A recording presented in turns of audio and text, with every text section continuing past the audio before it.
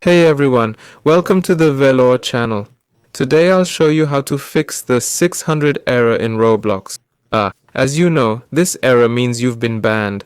To resolve this, go to Roblox and scroll to the very bottom of the site. Here we need to click on the Help button. Now go to any tab like Roblox account. My account is hacked.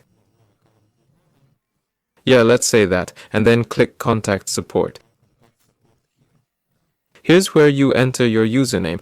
You can do this from another account to get your main one unbanned. Enter your nickname, name, and email address here. Repeat your email, select the device you played on most often or last time. Now select your problem. In my case, it's appeal decision. Here, select why you were banned, and write in English something like, please, sorry, or unban me.